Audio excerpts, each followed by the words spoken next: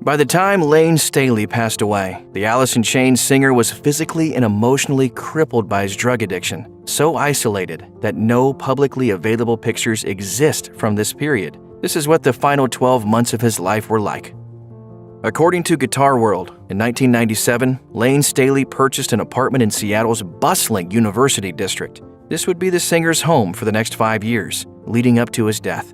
Yet, for the last year of his life, almost no one visited Staley in this apartment, and he rarely left. For the most part, Layne lived an incredibly private and insular life in the year leading up to his death, to the point where the few times people did see him, it was a notable event that they remembered vividly. According to a Facebook memorial post by early collaborator Tim Branham that was reprinted in Alternative Nation, in the end, almost no one could contact Layne. He wouldn't answer the door or take calls. He lived in a condo right smack in front of everyone in the University District. He weighed 80-some pounds, and his health was deteriorating. There were reports that he would go to Toys R Us to buy games and return home, but always by himself.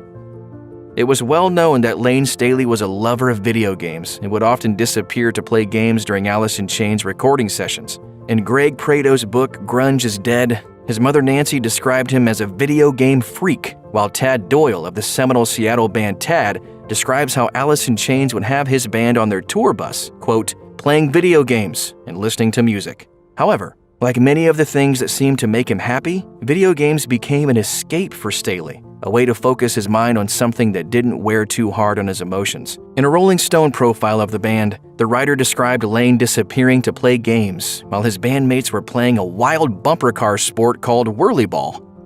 There's a trope that rock stars overindulging in bad behavior and harmful drugs think they'll live forever. Not Layne Staley, though. By the end of his life, he was not only acutely aware that his drug use had screwed up his whole world, but that he wouldn't be around much longer. In his last interview, months before his death with Argentinian journalist Adriana Rubio, Staley admitted that he knew he was on his way out. He was quoted in the interview, later reprinted by MTV. "I know I'm dying. I'm not doing well. Don't try to talk about this to my sister Liz. She will know it sooner or later. I know I'm near death. I did crack and heroin for years. I never wanted to end my life this way. I know I have no chance.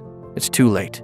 Perhaps the most painful thing about this is that Layne's sense of hopelessness drove him to isolate even further and push away even those who loved him. He said in the interview, "I know I did my best, or what I thought would be right. I changed my number. I don't want to see people anymore, and it's nobody's business but mine." Many outsiders looking in at the grunge scene claimed that the movement glamorized drug use, promoting the concept that art and addiction were intertwined via their lyrics and the growing concept of heroin chic that was popular in 90s fashion. But Layne Staley's final interview reveals that he was no longer using heroin for pleasure, but simply because he was so addicted to it that he couldn't possibly stop. He said in an interview published by Blabbermouth, "This drug use is like the insulin a diabetic needs to survive. I'm not using drugs to get high, like many people think." Because of this, Staley was disgusted by heroin's effect on his life, and that he didn't want Alice in Chains fans thinking it was cool, saying, "I never wanted the public's thumbs up about this drug use. My liver is not functioning, and I'm throwing up all the time and my pants. The pain is more than you can handle. It's the worst pain in the world. Dope, sick, hurts the entire body." Perhaps closest to Layne Staley in the 12 months before his death was his mother, Nancy McCallum, who had always been there for her son and helped him seek out treatment for his addiction. Nancy was even working in a treatment center the day Staley died, and it was her intervention that led the police to find the singer's body. According to an interview she did with the Seattle Times, Nancy was working the front desk of a rehab clinic on the day that Layne passed away. She was even planning to meet with one of the supervisors there to map out a new line of treatment for her son. Then, she received a call from his accountant saying that Staley had taken out a large sum of money weeks ago and that no one had heard from him since. Nancy rushed to his apartment, and when Staley didn't answer, she contacted the police. In many ways, Nancy is still haunted by her son's addiction. Addicts and fans send her letters all the time, but she also sees Layne's lyrics on the subject as helpful and prophetic. She said, "That's what his music was about, the life of an addict. He chose to write about it, and sing about it, and perform about it. It was a warning." We write about ourselves because we know about ourselves. As Layne Staley's health deteriorated, he became less interested in being social or recording with his band. That said, the people who saw him deep into his addiction claimed that while Staley looked terrible physically, he was often the same smiling, light-hearted guy they remember. According to an interview with Staley's stepfather Jim Elmer in David DeSola's book Alice in Chains, The Untold Story, Layne seemed to be in high spirits when around others, even toward the end of his life. He was smiling, he was talkative, so there's a good sign that either he was doing better or he was trying to do better, that there's a more hopeful thing as compared to we're going to lose him in 2 days or something like that. Jeff Gilbert, an editor at Seattle music magazine The Rocket, said that when Layne approached him on the street toward the end of his life, he looked bad physically, but seemed aware emotionally. He looked like an 80-year-old version of himself, and it was frightening. He still managed to smile. Every so often, you'd see that little glimmer. As Layne Staley became more and more engulfed by his addiction to heroin, many of those around him began to see him as a withdrawn and tragic figure. But his family has warm and sweet memories from the last time they saw him alive. In a profile on Staley from the Seattle Times, Mother Nancy said that her final memory of her son was him holding his nephew while visiting his family in February 2002. She said, "I saw Layne on Thanksgiving of '01 and again just around Valentine's Day when he came to see his sister's new baby. The last time I saw Layne, and the last picture we have of him, is holding baby Oscar." Sadly for fans, this last image has never been shared with the public. However, Nancy makes a specific point of mentioning that although her son had become withdrawn, he wasn't abandoned by those who loved him. He was never far from the love of his family and friends, who filled his answering machine and mailbox with messages and letters. Just because he was isolated doesn't mean we didn't have sweet moments with him. Layne was actually planning to record guest vocals on a song with alternative metalers Taproot for their 2002 album, Welcome. The band's unique sound, staccato rhythms, throbbing groove riffs, and alternating guttural and harmonized clean vocals made the album pretty perfect for a Layne Staley guest spot. And according to Alice in Chains, The Untold Story, Staley was enthusiastic about recording the vocals, though he asked that producer Toby Wright come alone because he, quote, wasn't looking or feeling great, and he didn't want to be seen. Sadly, Staley's final vocal performance never got recorded, though he was interested in the project right up until his death. According to a statement by former Taproot drummer Jared Montague, Layne's mother told the band that when he died, he had Taproot's demo in his CD player. In 1988, Layne Staley met Demery Perot, a model who would eventually become a grunge icon. Demery had a look that seemed to define the musical era, beautiful in a small-town way with her bright eyes, round cheeks, and curly hair. According to Alice in Chains, The Untold Story, it was love at first sight. The two soon became engaged, but eventually broke up around 1994. By then, Demery had also become addicted to heroin. On October 29, 1996, she passed away due to inflammation of the heart caused by a previous overdose. When Alice in Chains' first bassist Mike Starr was hanging out with Staley the day before his death, the last time, as far as Staley's friends and family could tell, that anyone saw the singer alive, Layne revealed that he'd seen Demery recently in his apartment. The two were watching the show Crossing Over with John Edward, in which a medium claimed to speak to audience members' dead relatives, when Staley said, "Demery was here last night. I don't give a if you believe me or not, dude. I'm telling you, Demery was here last night." According to The Untold Story, Demery's mother, Kathleen Austin, has heard Mike Starr's story and believes her daughter visited Staley, quote, to be there with Layne as he's doing his transition. Original Alice in Chains bassist Mike Starr spent the day before Layne Staley's death, Starr's birthday, in fact, hanging out with the singer at his University District apartment. The interaction was mixed. According to David DeSola's book, Layne was in a sour mood and got into an argument with Mike over his use of benzodiazepine. Perhaps the most tragic part of this was that the bassist, worried by Staley's appearance, tried to call 911 for his friend, but the singer declined. Speaking during a February 2010 episode of Loveline, Mike said, "I was with him all that day on my birthday trying to keep him alive. I even asked him if I could call 911, and he said that if I did, he'd never talk to me again. Of course, I didn't know he was going to die, or I would have called 911 anyways. I'd much rather have him alive and not talking to me than to have lost such a great human being, a great friend, and just a great person." What a great person he was. Layne Staley's official date of death was declared April 5, 2002. However, his body wasn't discovered until April 19th, 2 weeks after the singer had passed away from an overdose of cocaine and heroin. According to Seattle Weekly, police were forced to break down Staley's door after his mother called them to his University District apartment. The scene they found there was a harrowing one. Brown heroin stains leading to the bathroom to the living room, stashes of cocaine and crack pipes around the house, the TV on and flickering. Staley's body was sitting upright on his couch. His 6'1" body weighed only 86 pounds, and in one of his hands was a loaded syringe. A toxicology report found that he had morphine, codeine, and cocaine in his bloodstream. His death was ruled accidental. Layne Staley was the ultimate example of a rock and roll tragedy, a star whose incredible talent and creativity was cut short by an addiction that eventually grew out of his control. But somehow, out of Layne's story grew a bloom of hope for artists in the same position. According to the Seattle Times, shortly after Staley's death, his mother Nancy began receiving donations and letters from fans all around the world struggling with addiction. She was quick to note, "I don't have any magic answers. I just try to console people." She started the Layne Staley Memorial Fund, a way to help those dealing with addiction to pay for treatment services. According to Therapeutic Health Services, which runs the organization, Nancy sees the fund as a means of partnering with Layne on the next step in his work. He was very honest with people about the effects of drug use, urging them not to follow in his footsteps. Those were the messages in his songs, endearing him to his fans.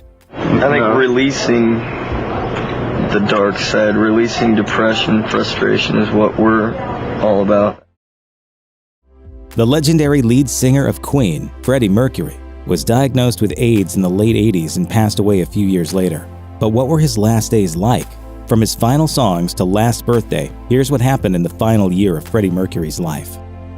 Mercury spent the last years of his life involved with men, but his greatest love was a woman. Mary Austin remained by his side for his whole life, despite no formal vow exchange. As shown in the popular film Bohemian Rhapsody, they were a couple for 6 years and friends until the very end. When Mercury finally became too frail to manage alone, she became one of his caretakers. What makes that more impressive is that at the time, she was in a relationship, had a son, and was pregnant with her second. December 25, 1990 was Mercury's last Christmas, which he reportedly spent with Austin and her family. According to Refinery29, the love Mercury had for Austin was clear. In fact, he left Austin his home and half of his fortune, and in the end, she got $37.5 million. The last months of Mercury's life were low-key. His health didn't permit him to live like a king as he once used to. Refusing to become the poster boy for AIDS, he became a social recluse. Mercury's diagnosis may have come in 1987, but he didn't admit he was terminal to his bandmates until 1989. Right after they released their 13th album, The Miracle, Freddie invited them over for a heart-to-heart. According to Rolling Stone, AIDS was never mentioned, but it was clear that Freddie wasn't long for this planet, especially when he reportedly said, "You probably realize what my problem is." All Mercury wanted to do was go about business as usual.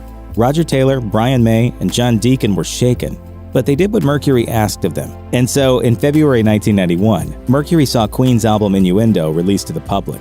Queen later released another album once Mercury was gone, but Innuendo was the last album that Mercury witnessed. As he put it, "I want to keep working till I drop." And so he did. And while working on the song The Show Must Go On, Mercury was deathly ill. Brian May was incredibly concerned that the rocker couldn't perform the lyrics, but as GQ magazine explains, Mercury told his friend, "I'll do it, darling." And no one's gonna stop me, honey. And after some vodka, he did it in one take. According to an interview in The Telegraph, Brian May later said that the atmosphere during these final recordings was one of pure love. The 8th song in the Innuendo album was These Are the Days of Our Lives. The song was a chart topper, of course, but the real reason it remained so special is that it would end up being Freddie's last music video. In it, Mercury is gaunt and heavily made up, but looks a little less frail in the black and white version of the song. Sadly, his movements are a little less sure, although his fire definitely flickers at times. The final scene of the song sees Mercury looking directly into the camera. There's a vulnerability in his eyes, with a hint of his trademark defiance. For fans, it's definitely a bittersweet moment, as it works as both a reminder of his passing and a testament to his talent.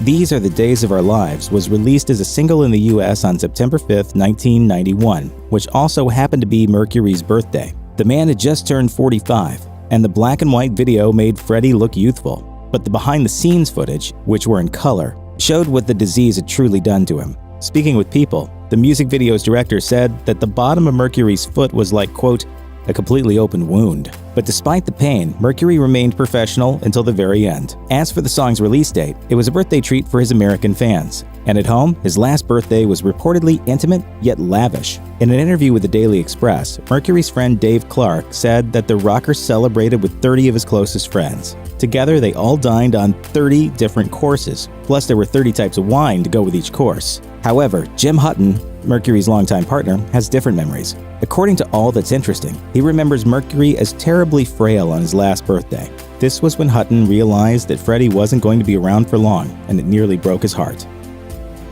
Mercury kept his secret for quite some time, but on November 22, 1991, the rocker had a change of heart. According to a Guardian report, Mercury released a press statement that said, "Following enormous conjecture in the press, I wish to confirm that I have been tested HIV positive and have AIDS."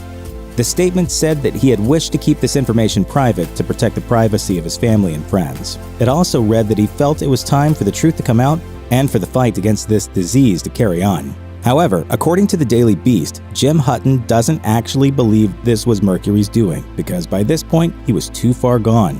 Hutton explained, "He couldn't have done. He wasn't capable. His manager, Jim Beach, released it. I don't think he would have wanted it. He wanted his private life kept private." Either way, the papers carried Freddie's declaration on Saturday, November 23, 1991. Sadly, the next day, on November 24th, Mercury was gone. I just want them to have a carnival every time they listen to my songs. Nirvana lead singer and chief songwriter Kurt Cobain struggled mightily with stardom and often bore the weight of his generation's problems. Sadly, these pressures became too much, and Cobain took his own life in April 1994. Here's how his tragic final days played out. In September 1992, Vanity Fair published a profile of Kurt Cobain and Courtney Love, which detailed the couple's experiences with heroin and strongly suggested that Love used the drug while pregnant with daughter Frances Bean. Shortly after the issue hit newsstands, Child Welfare Services temporarily removed the infant from her parents' custody. After a family court decision in late March 1993, Los Angeles officially ended its supervision of the Cobain household. All was apparently well and good for about 6 weeks. On May 2, 1993, Cobain returned to the family's Seattle home trembling and in a dazed state. Love determined that her husband was exhibiting the telltale signs of a heroin overdose and tried to end the incident by orally administering a Valium, 3 Benadryl tablets, and 4 Tylenols with codeine added, as well as injecting a dose of buprenorphine, a controlled substance that can reverse the effects of too many opioids. Cobain recovered and wasn't arrested, even though the ensuing police report cited his heroin use. Just over a month later, on June 4, 1993, police once again visited the home at Love's request. The couple had engaged in a heated argument, after which Cobain was charged with domestic assault and had his guns confiscated. Love said the fight started over Cobain's gun ownership, while Cobain later told a friend that it was a confrontation over his drug use.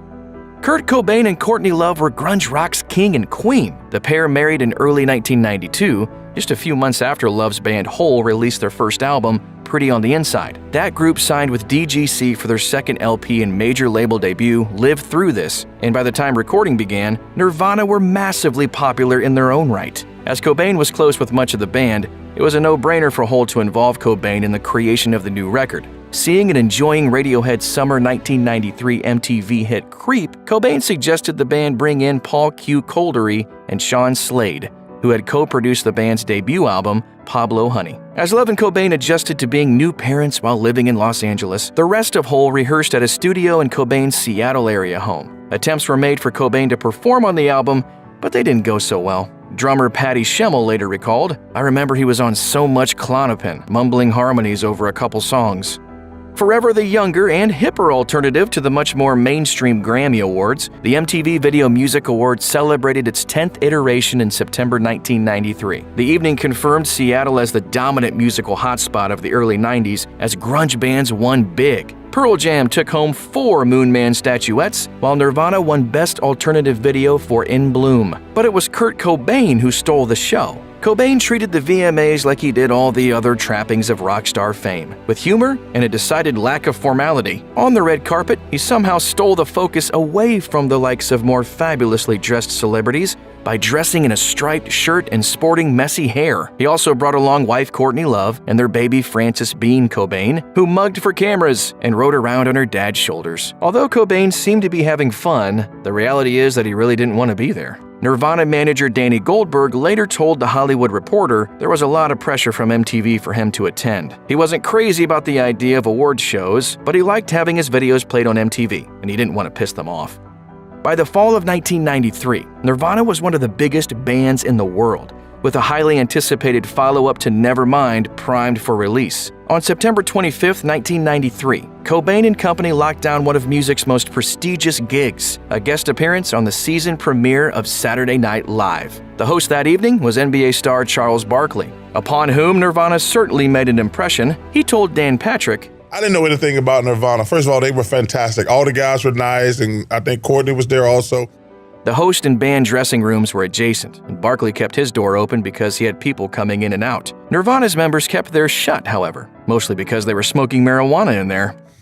Every time those guys from Nirvana opened their door, I got like a contact high. In November 1993, Nirvana enjoyed a rite of passage reserved only for the most important rock stars of the era. They got to record an episode of Unplugged, the MTV concert series where bands play acoustic versions of their biggest songs. At Sony Music Studios in New York City, and with a band bolstered by additional guitarist Pat Smear, cellist Laurie Goldston, and members of the Meat Puppets, Cobain wailed his way through gently strummed and lightly drummed versions of Nirvana classics. These included All Apologies, On a Plane, and Come As You Are. Cobain even gently tweaked the format of the show to make it more special. He helped design the set, ensuring that it was covered in black candles and lilies, and eschewed Nirvana's substantial catalog in favor of covers, including 3 Meat Puppet songs, Lead Belly's Standard, Where Did You Sleep Last Night, and David Bowie's The Man Who Sold the World. Later released in an edited form as MTV Unplugged in New York, the performance went 5 times platinum and won Nirvana their only Grammy for Best Alternative Music Album. Having helped to popularize grunge with their 1991 album Nevermind, Nirvana's next album was hotly anticipated to say the least. And in September 1993, In Utero sold 180,000 copies in its first week and debuted at #1 on the Billboard album chart. But it's remarkable that anybody got to hear the record at all. The band's label DGC didn't like it, and Kurt Cobain and Nirvana headed into the studio to quickly remix the album, hiring famed REM producer Scott Litt to do so after original producer Steve Albini refused to return. When it was released, Kmart and Walmart initially wouldn't stock the album, being squeamish about its ghoulish cover art. To spread the word of In Utero, Nirvana set off on their first large-scale tour in 2 years. But this tour was not without its problems. At one of the first stops, the band's vocal and guitar monitors were so problematic as to cause the packed-in audience to boo the band. A planned 6-week European leg of the tour wasn't even completed after Cobain came down with a case of bronchitis that worsened severely at a gig in Munich that March. A few days later, he fell ill in Rome, and those personal health reasons would mark the end of the In Utero promotional swing.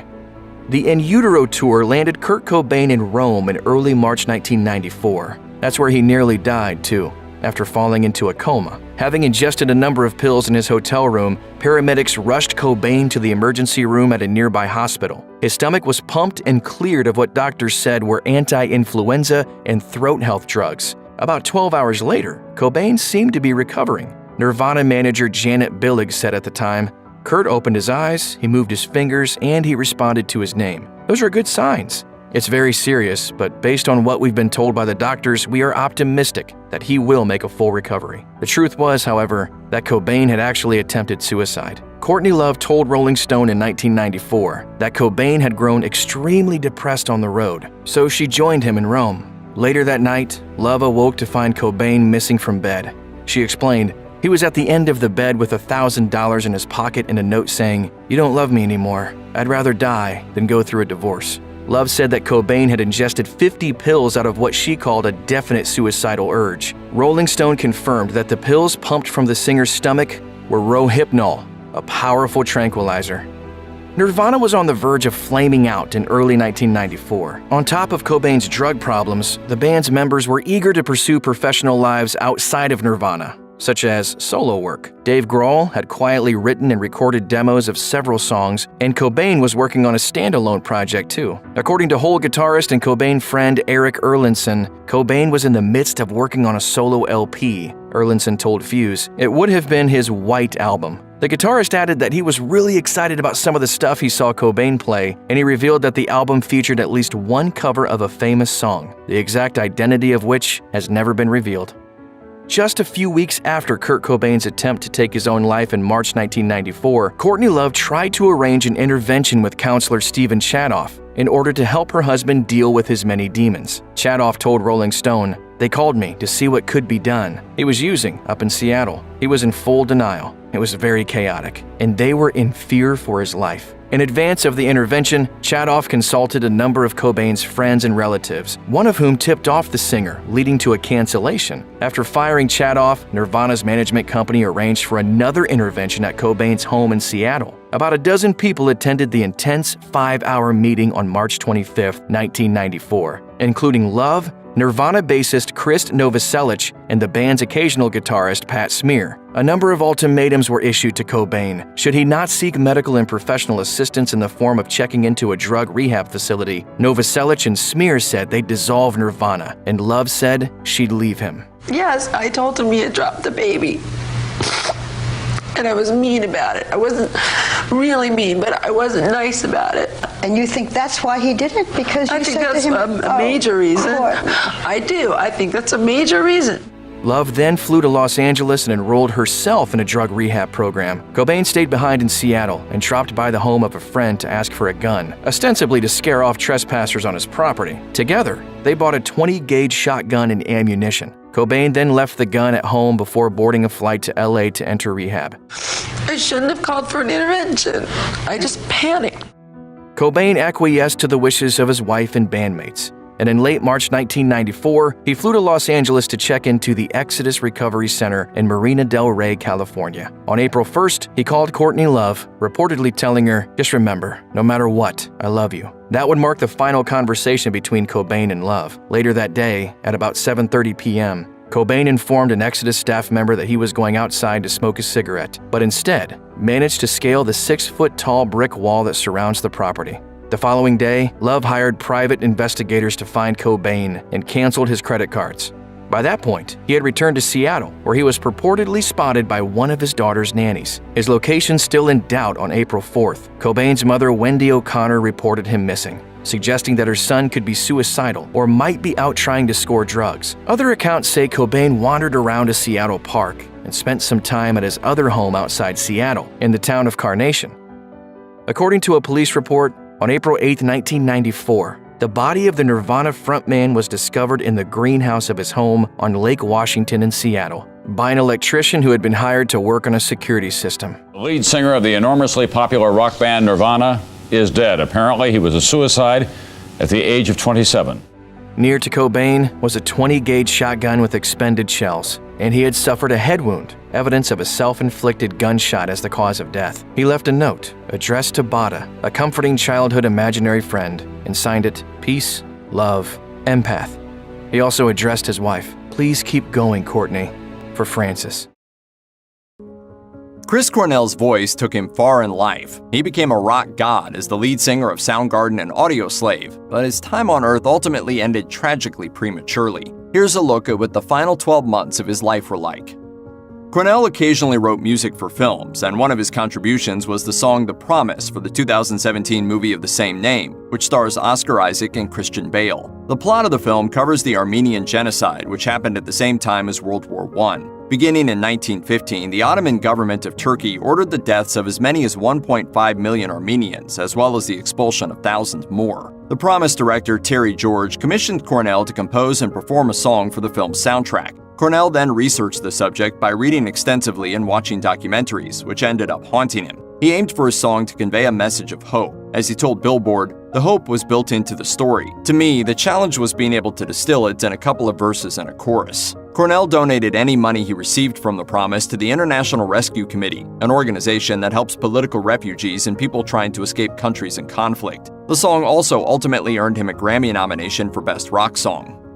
Cornell is, of course, primarily known for his singing career, during which he was the frontman of 3 different rock bands, Temple of the Dog, Soundgarden, and Audioslave. He also kept up a prolific solo career as he released 4 solo albums between 1999 and 2015, Euphoria Morning, Carry On, Scream, and Higher Truth. The last one sold fairly well, peaking at number 19 on the Billboard album chart and generating the rock radio hit Nearly Forgot My Broken Heart. Clearly, the masses wanted plenty of Chris Cornell, and he obliged as he headed out on tour to promote Higher Truth. The latter part of 2015 saw him play in theaters and concert halls in the US, Australia, and New Zealand. Then, in early 2016, he played throughout Scandinavia and Western Europe, including a 4-night stand at London's Royal Albert Hall. He ultimately returned to North America for another leg that kept him on the road playing shows for much of the summer.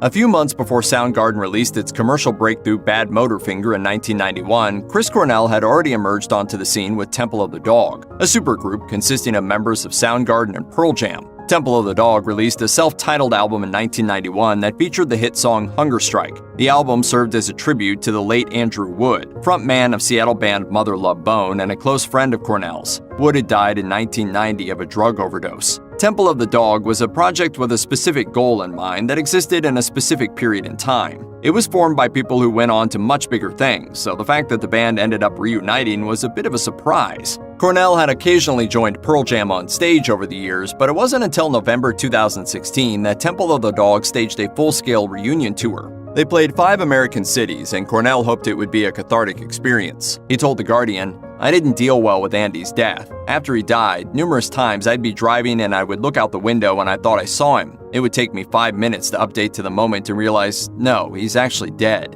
This tour, in a sense, is the dealing. It's facing the reality. After revisiting Temple of the Dog, the Chris Cornell greatest hits wave continued when he got back together with Audioslave, which originally formed in 2001 when Cornell joined up with 3 former members of Rage Against the Machine. They released 3 best-selling albums in the 2000s and dominated rock radio with hits like Show Me How to Live, Cochise, and Like a Stone. They were nowhere near as politically minded as Rage Against the Machine, but they made their feelings known when they reunited after some time apart. On January 20th, 2017, the same day as Donald Trump's presidential inauguration, Audioslave helped organize the anti-inaugural ball, a star-studded protest in the form of a concert in Los Angeles. It was a decidedly informal affair for Cornell and his bandmates. A quick sound check served as their only rehearsal before they performed a 3-song set. According to guitarist Tom Morello, the entire reunion was Cornell's idea. In the last year of his life, Cornell played and recorded a lot of music, including contributing covers of a couple of well-known songs for 2 very different projects. HBO's short-lived 2016 drama Vinyl, set around a fading 70s record label, featured rock stars doing their takes on old rock and pop gems in each episode. Cornell's contribution was a version of Stay With Me Baby, which was originally recorded by Lorraine Ellison in 1966. He told Vulture, "I was very honored to be asked. I got to pay tribute to Terry Reid, whose version of the song has been a favorite of mine for many years, and be included on a great soundtrack with an amazing group of artists." Also in 2016, Cornell contributed to the animated Netflix series Beat Bugs. The show was built around the music of the Beatles and featured a group of 5 bugs, including actual Beatles, learning important life lessons and morals. The soundtrack consisted of Fab Four favorites performed by high-profile musician guests like Pink, Rod Stewart, and Cornell, who earned the privilege of singing Drive My Car while the Beat Bugs danced around. In 2012, Soundgarden reunited after 15 years apart with a few concert dates and the release of a brand new album, King Animal. It worked out so well that Cornell, guitarist Kim Thayil, drummer Matt Cameron, and bassist Ben Shepherd reconvened once more. They had some very ambitious plans in place for 2017, another new record, a tour, and digging into their vault. In April of that year, Cornell told Billboard that they were halfway through writing the new album. Each band member had been writing and recording potential tracks on their own. Thayil told Billboard, "There's some songs that have been demoed. I think Matt's demoed some things completely, stuff he's recorded on his computer. Chris has demoed a few things. He's written lyrics for ideas that I've written and that Ben and Matt have written." Thayil also noted that they were looking into issuing various unreleased recordings, such as excised material from Screaming Life, the band's debut 1987 EP. While those projects have yet to materialize, Soundgarden did tour throughout the spring of 2017, which Cornell seemed to be excited about. He told Billboard, "What I look forward to the most, because I tour so much, especially the last couple of years by myself, is the camaraderie. It's what we missed when we weren't a band." Iconic singer-songwriter Johnny Cash was a big influence on Cornell. The Man in Black even covered the Soundgarden song Rusty Cage in 1996. Cornell once said of him, "I met Cash once or twice in my life, and he was so gracious, and he was such an influence on me as a musician." Since that time, I felt like he's maybe one of the bigger presences in my life in terms of an artist that I'm a fan of. Cornell was such a big fan of Cash that shortly before he died, he adapted 2 of his poems and added original music to create a ballad called You Never Knew My Mind. It appeared on Forever Words, a collection of Cash's little-known non-musical works set to melodies, released in April 2018. It marked the first time Cornell's voice was heard on a record since his passing. Johnny Cash's son and Forever Words co-producer John Carter Cash said, "Chris took the 2 pieces and put them together in this one. I can't listen to it without it laying me down."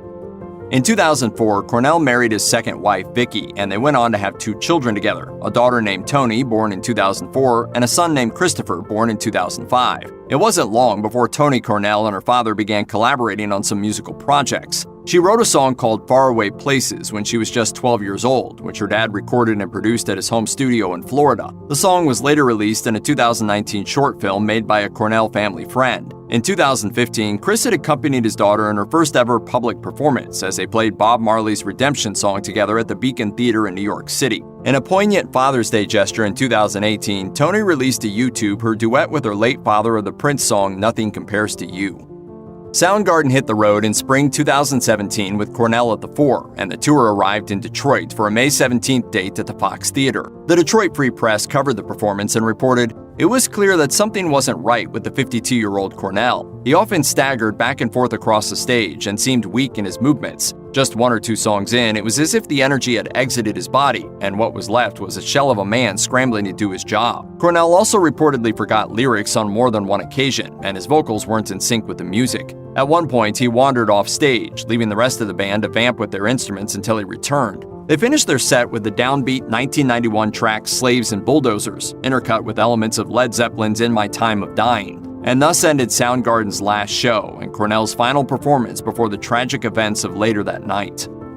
Following Soundgarden's show at Detroit's Fox Theater, Chris Cornell headed straight to his hotel room at the MGM Grand. That's when bodyguard Martin Kirsten helped him with a computer issue and then gave him 2 doses of an anti-anxiety medication. At around 11:30 p.m., Cornell took a brief call from his wife Vicki, who noticed that his speech seemed slurred and that he sounded overly sleepy. He repeatedly assured her that he was just tired. He was slurring his speech a lot. So at that point you were thinking, you've got to get him help? Yes.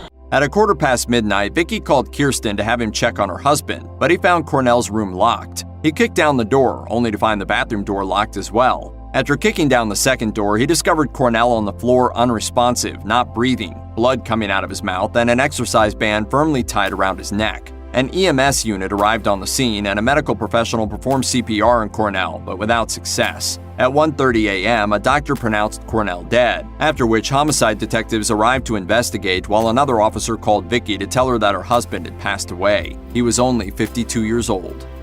According to a police report regarding the scene of Chris Cornell's death, Vicki Cornell told police that her husband was a recovering drug addict. Indeed, he had long struggled with substance abuse, and Vicki told ABC News that her husband had suffered a relapse in his sobriety in 2016. However, according to authorities, drugs didn't seem to actually play a significant role in his death.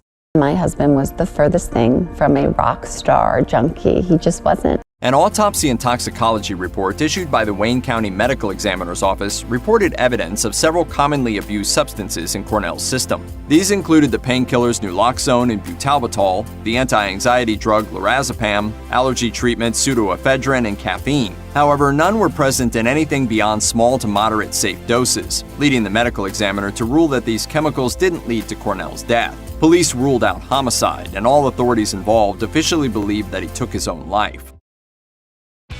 Tom Petty's loss was a devastating, unforeseen surprise that saddened the music world and millions of fans around the globe, and he was enhancing his legacy right up until the end. This is what Tom Petty's final 12 months were like. In the fall of 2016, Tom Petty celebrated a major milestone, the 40th anniversary of the formation of Tom Petty and the Heartbreakers in 1976. Besides releasing a mega vinyl box set with remastered editions of all 16 of their albums, Petty also reunited with the band in November in preparation for an upcoming 40th anniversary reunion tour. They hadn't played together for a while, so they jammed together to get back into playing shape. Band member Ben Montench told Rolling Stone, "We mainly did cover songs. Tom was also making up songs on the spot. We were shaking off the rust." And in December, Petty went on The Tonight Show with Jimmy Fallon to announce the tour. Are you looking forward to the upcoming tour? Yeah, Jimmy. I'm really excited. Should be a lot of fun. But he also hinted to Rolling Stone that it may be their last big tour. "I'm thinking it may be the last trip around the country. We're all on the backside of our 60s. I have a granddaughter now I'd like to see as much as I can." As the band began rehearsals for the 40th anniversary tour, Tom Petty received a nice surprise. In February 2017, he received the Music Cares Person of the Year Award, a massive event with over 3 hours of live music by everyone from the Bangles to the Foo Fighters. The show earned over $8.5 million to support struggling musicians. Petty was humbled, telling the audience, "20 years ago, I would have been way too cynical to do this, but I'm 66 now." Longtime friend and collaborator Stevie Nicks, who first met Petty way back in 1978, also performed. But she later revealed that she was worried about Petty's health that night, to the point where she wanted him to cancel the tour.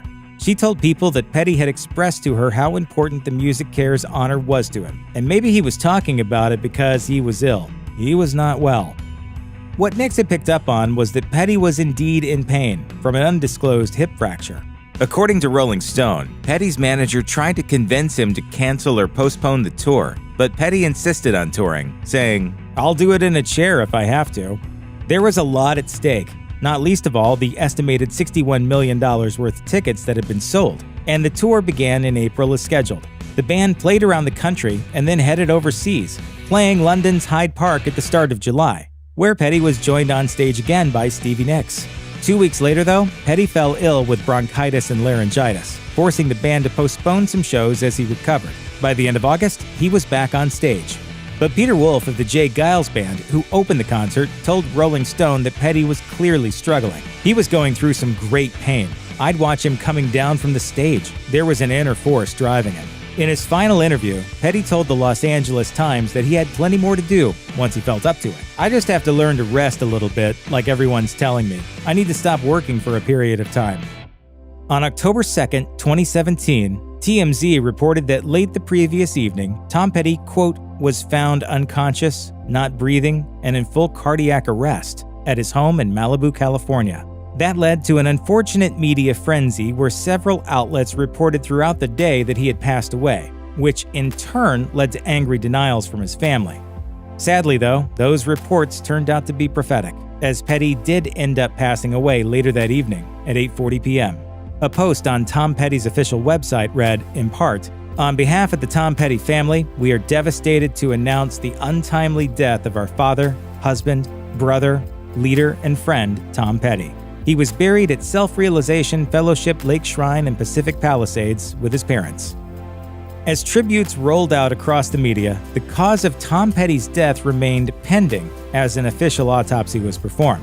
3 long months later, Rolling Stone reported that the Los Angeles County Medical Examiner had officially listed the cause of death as an accidental overdose of several prescription opioid medications. Besides drugs to treat insomnia, depression, and emphysema, he was also on several pain medications for his injured hip.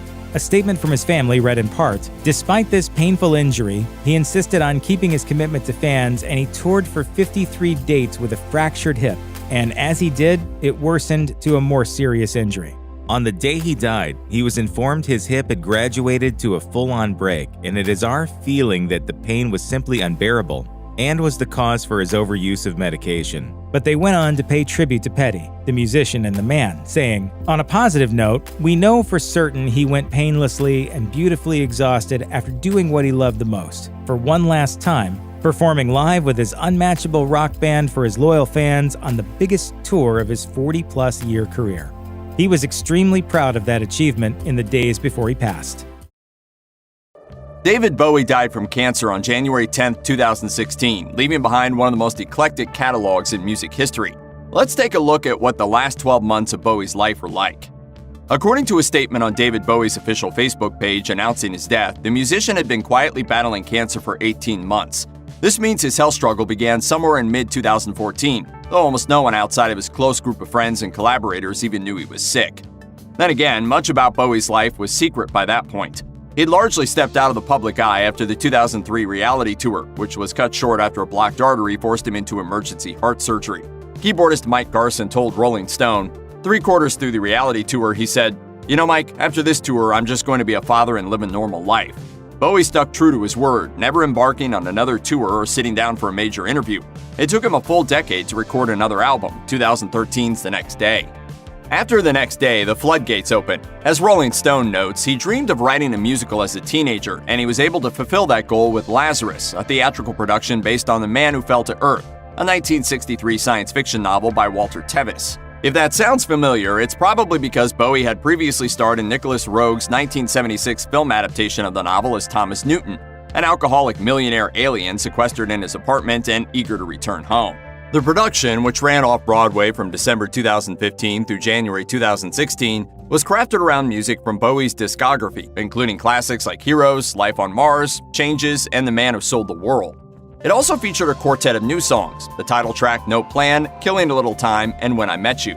In the same period, David Bowie Is, a touring museum exhibition featuring artifacts from his life, ran from March 2013 to July 2018. Co-curator Jeffrey Marsh told the New York Times, "The deal was that we could borrow anything from the archive, but that he would have nothing to do with the exhibition." Though David Bowie was mostly focused on creating new music during his final year, he also kept the catalog machine churning. His chart-topping 1983 hit Let's Dance was reissued on limited edition yellow vinyl in July 2015 to coincide with the Australian leg of the David Bowie Is exhibition. And in September of that year, he released 5 Years, 1969 to 1973, a box set compiling early albums David Bowie, The Man Who Sold the World, Hunky Dory, The Rise and Fall of Ziggy Stardust and the Spiders from Mars, Aladdin Sane, and Pinups, among others. Additionally, he offered up his obscure 1995 track No Control to be adapted for the 2016 Broadway musical adaptation of Nickelodeon's SpongeBob SquarePants. David Bowie had re-entered the recording studio by January 2015 to work on another studio album, but fans wouldn't hear the results for another year. However, he did unveil one new song, Black Star, in a rather unconventional way, allowing it to be used as the intro tune for The Last Panthers, a British crime drama. An eerie wash of electronic art jazz, Black Star signaled yet another path forward in the career of an artist who rarely recycled ideas. The smoldering saxophone lines, jagged drum patterns, and quivering vocal vibrato sounded unlike anything else he'd recorded, and the full version released months later only added to the track's grandeur. David Bowie shared his cancer battle with only those closest to him. Producer Tony Visconti told Mojo how Bowie revealed his diagnosis before they started Black Star. David said, "I have something to show you," and he pulled his woolly hat off and he was completely bald, and he said, "I have cancer, and my life hasn't been the same since that moment."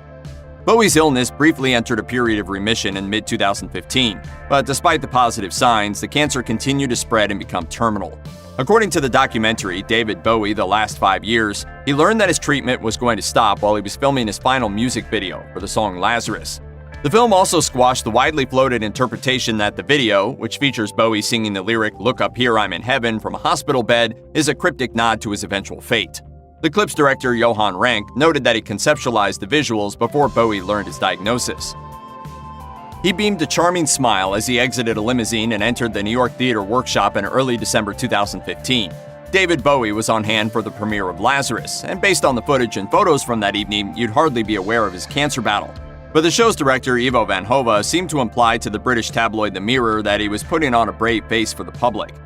Van Hove stated, "It was written that he looked so well, so healthy, but behind the podium he collapsed from exhaustion. It was then that I realized that it may be the last time I would see him." It's mind-boggling to think that David Bowie, living out his final days with the knowledge of his fate, already sitting on a full new album and a recently premiered musical, wasn't finished. According to Rolling Stone, in the final weeks before his death, Bowie somehow mustered up the strength to record 5 new demos, with ultimate plans of tracking an entire new LP. He reportedly rang up Visconti via FaceTime and detailed his plan, which thrilled the producer.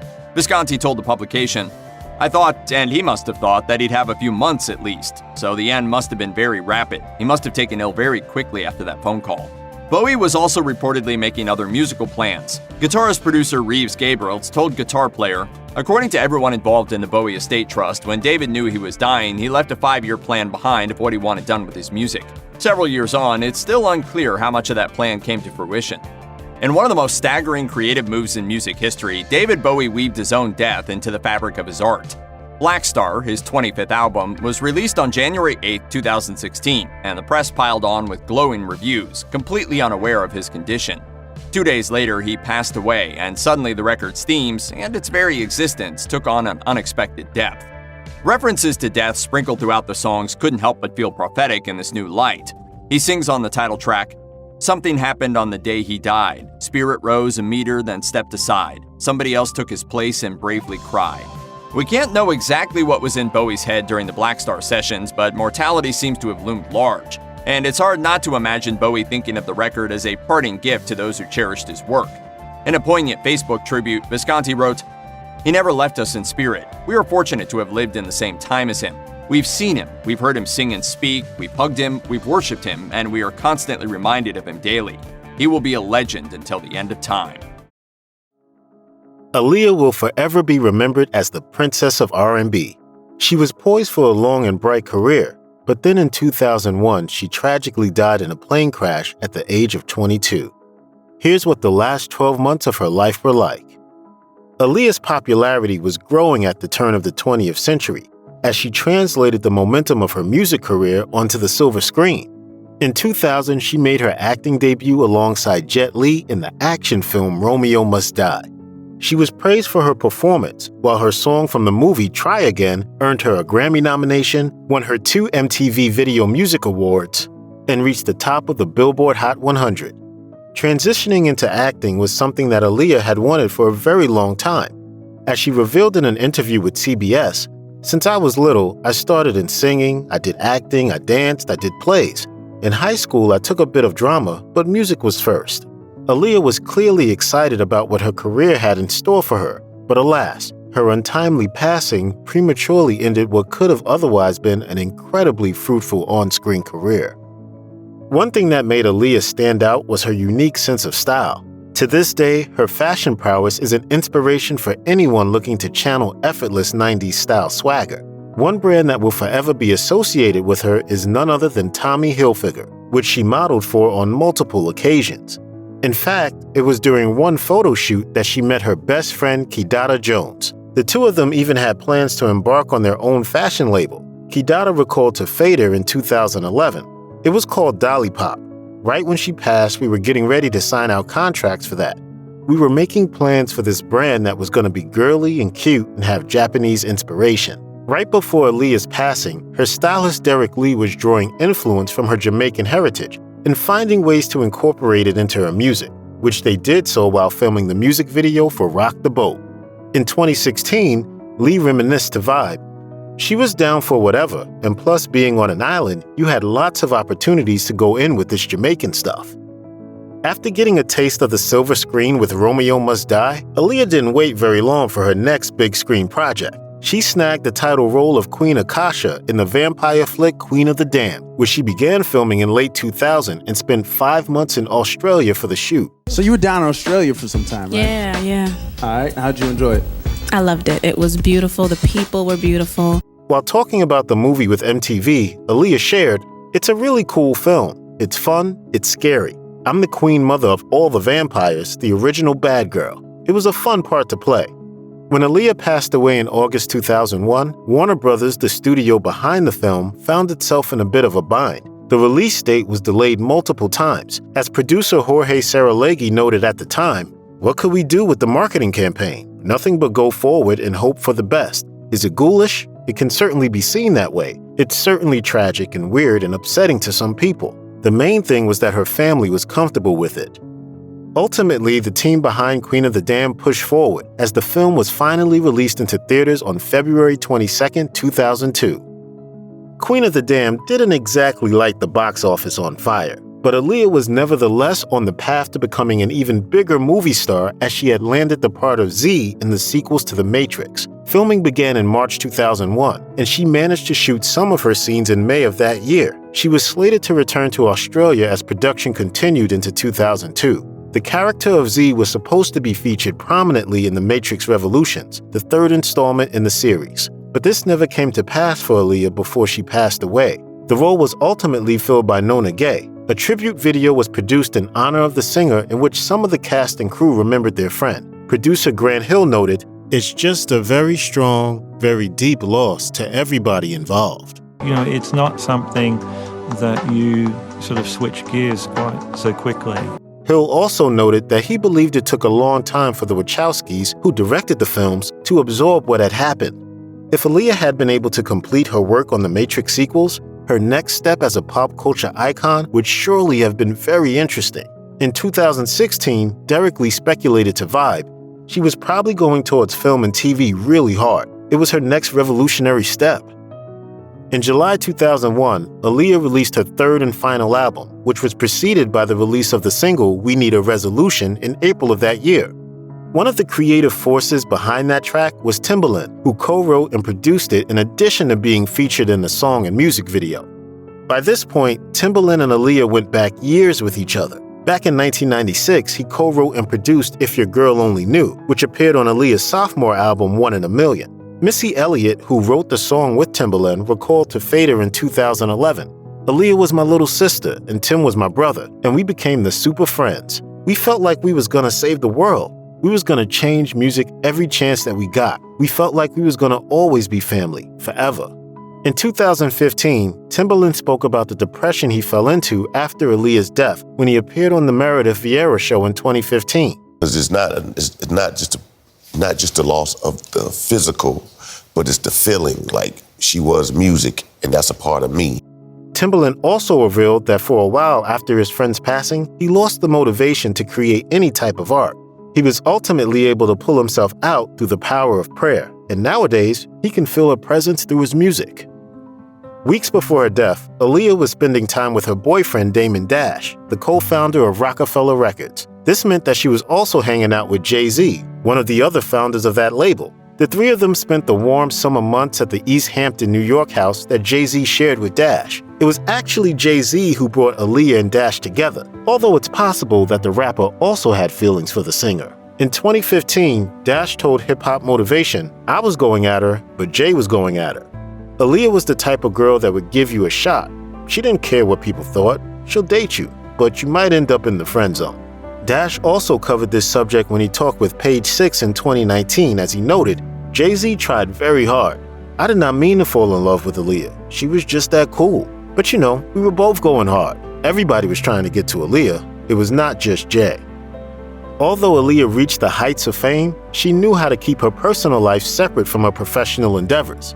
Nevertheless, a few weeks before her untimely death, she filmed Diary of Aaliyah, a half-hour documentary for MTV that gave her fans an inside look into her life behind the scenes. The special featured footage of her shopping, traveling to Paris, and conducting business such as walking the red carpet at award shows. As the singer explained, "This business is really 24/7. It's a lot of glamour.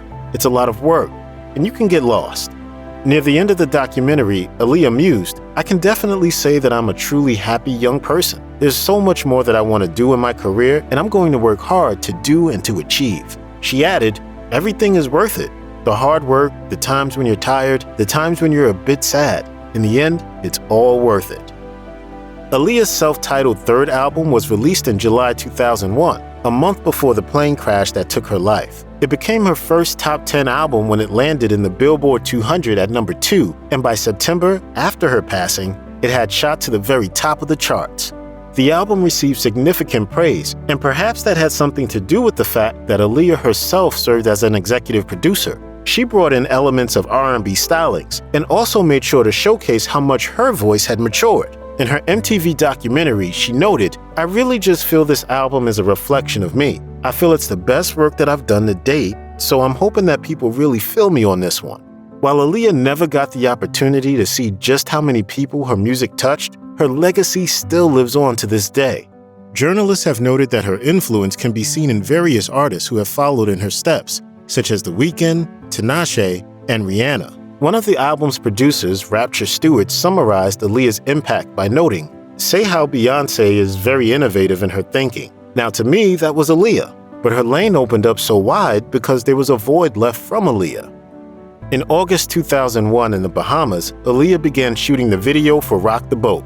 It would be her final music video. Filming at the tropical destination began on the 24th, with Aaliyah and her crew arriving the day prior.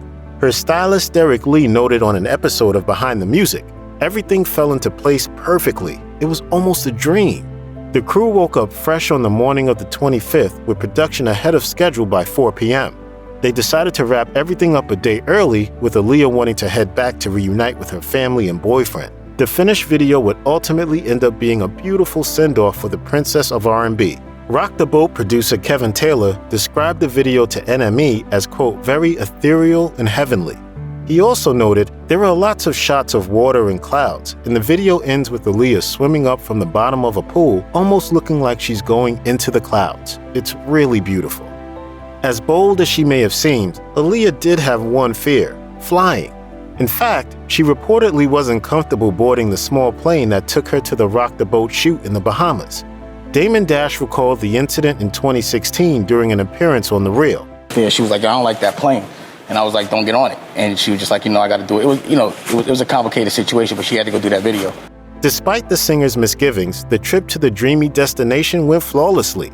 On the afternoon of August 25th, Aaliyah and her crew had hoped to take the same 15-seat plane back to Florida, but the charter company Sky Limo wasn't planning to pick them up until the next day. They ended up hiring Black Hawk International Airways instead. As John Frank, executive director of the Cessna Pilots Association, told CNN, clearly the airplane was above its certified gross weight when it took off, by several hundred pounds at least. The aircraft barely made it off of the runway, and then it crashed into a marsh shortly after takeoff. 6 people, including Aaliyah, died instantly, while 3 others died later from the injuries they sustained. Rock the Boat director Hype Williams told MTV, "Those 4 days were very beautiful for everyone. We all worked together as a family. I know there's a lot of pain involved, but that's all the more reason people would appreciate what we've done as a group."